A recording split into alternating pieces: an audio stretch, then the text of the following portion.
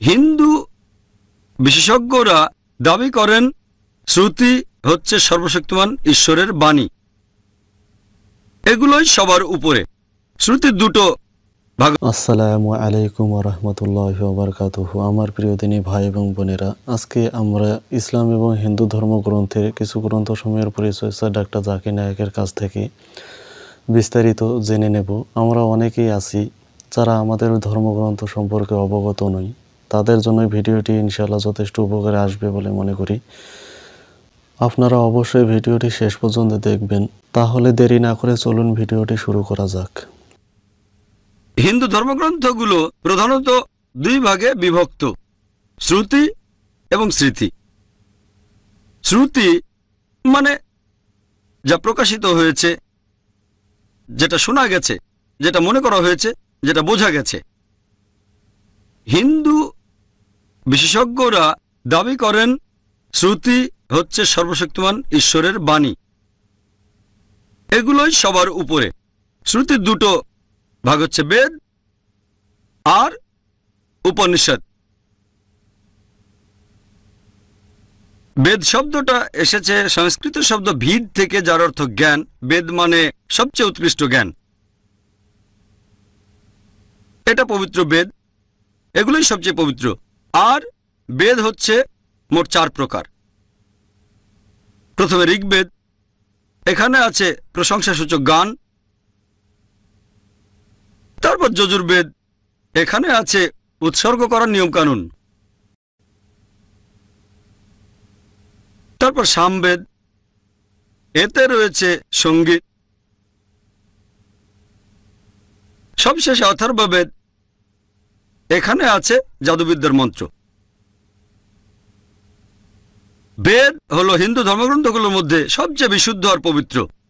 এই বেদগুলো এগুলো কখন লেখা হয়েছিল বা অবতীর্ণ হয়েছিল এটা কেউ জান না। আর্য সমাজের স্বামী দয়ানন্দ সরস্বতীর কথা অনুযায়ী তিনি বলেছেন বেদ হচ্ছে 131 কোটি বছরের পুরনো। তবে বেশিরভাগ বিশেষজ্ঞ বলেন যে বেদগুলোর বয়স হবে আনুমানিক 4000 বছর।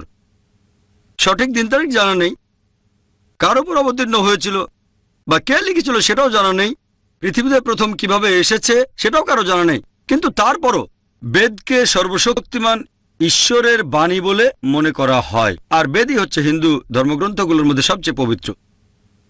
এরপরে আছে উপনিষদ।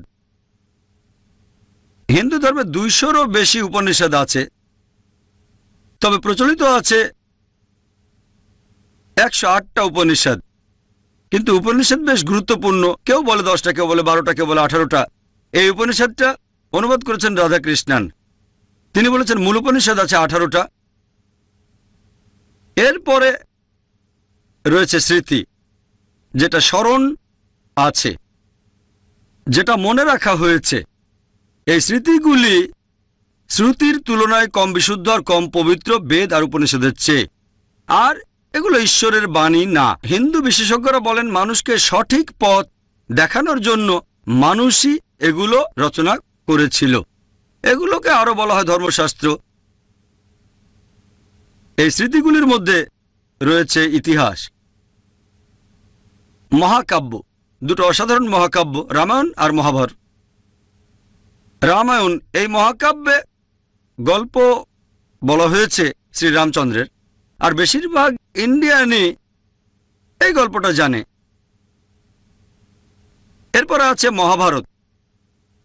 মহাভারতে 2 আত্মীয় রাজবংশের যুদ্ধের কথা বলা হয়েছে। এখানে শ্রীকৃষ্ণের গল্পও আছে। আমাদের মধ্যে বেশিরভাগ লোকই মহাভারতের গল্প জানেন। এরপরে আছে ভগবদ গীতা। গীতা হচ্ছে যুদ্ধের ময়দানে অর্জুনের উদ্দেশ্যে শ্রীকৃষ্ণের উপদেশ। এটা মহাভারতেরই একটা অংশ। এখানে আছে 18টা অধ্যায়। মহাভারতের ভীষ্ম পর্ব থেকে শুরু, অধ্যায় 25 থেকে 42 পর্যন্ত। এখানে আছে মোট 18টা অধ্যায়। এরপরে হিন্দু ধর্মগ্রন্থগুলোর মধ্যে রয়েছে পুরাণ। সেখানে আছে দেবদেবীর গল্প, বিশ্বজগতের সৃষ্টি। 18 অধ্যায়ের এই বিশাল পুরাণটা লিখেছেন মহর্ষি ব্যাস। পুরাণগুলোর মধ্যে সবচেয়ে গুরুত্বপূর্ণ হচ্ছে ভবিষ্য পুরাণ। এই হলো ভবিষ্য পুরাণ, যেখানে ভবিষ্যতের কথা বলা হয়েছে। এছাড়াও হিন্দুইজমে আরো ধর্মগ্রন্থ আছে, সবগুলোর নাম বলছি না। আরেকটা ধর্মগ্রন্থ হচ্ছে মনুস্মৃতি, হিন্দুদের আইন কানুন, যেটা রচনা করেছেন মনু। তাহলে সংক্ষেপে এই হচ্ছে হিন্দুইজমের ধর্মগ্রন্থগুলো। তবে সবচেয়ে প্রধান হচ্ছে বেদ। যদি কোনো কথা বেদের সাথে পরস্পর বিরোধী হয়, বেদের কথাই মানতে হবে। বেদ হচ্ছে হিন্দু ধর্মগ্রন্থের মধ্যে সবচেয়ে পবিত্র, আর মনে করা হয় এটাই ঈশ্বরের বাণী। এরপর ইসলামের ধর্মগ্রন্থগুলো আমরা দেখি।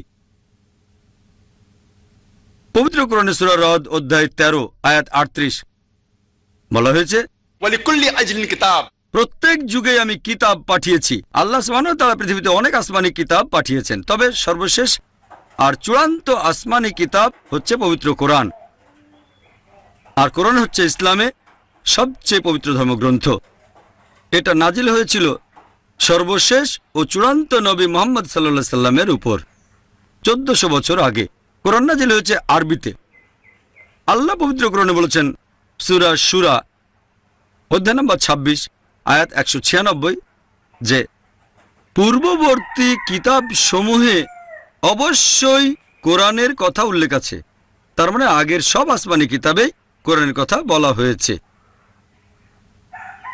এছাড়াও পবিত্র গ্রন্থ হচ্ছে সহিহ হাদিস। সর্বশেষ ও চূড়ান্ত নবী মুহাম্মদ সাল্লাল্লাহু আলাইহি ওয়াসাল্লাম যা বলেছেন আর যেসব কাজ করে গেছেন, সেগুলো কোরআনের সহায়ক গ্রন্থ। কোরআনের বিভিন্ন কথার ব্যাখ্যা আছে, এগুলো কোরআনের সাথে পরস্পর বিরোধী হবে না। হাদিসের কথা কোরআনের উপরে যাবে না। এটা হচ্ছে সহিহ বুখারী, একটা অন্যতম বিশুদ্ধ গ্রন্থ নবীজির সুন্নাত সম্পর্কে। মাশাআল্লাহ, আমরা স্যার ডাক্তার জাকির নায়েকের কাছ থেকে ইসলাম এবং হিন্দু ধর্মের গ্রন্থসমূহের পরিচয় সম্পর্কে বিস্তারিত জেনে নিলাম। আশা করি আপনাদের এই ভিডিওটি অনেক ভালো লেগেছে। যদি আপনারা স্যার ডাক্তার জাকির নায়েকের ভিডিও দেখতে ভালোবাসেন, তাহলে অবশ্যই আমাদের এই চ্যানেলটি সাবস্ক্রাইব করে রাখবেন। দেখা হবে আপনাদের সঙ্গে একটি নতুন ভিডিওতে। আজকে এ পর্যন্তই। আসসালামু আলাইকুম ওয়া রাহমাতুল্লাহি ওয়া বারাকাতুহু।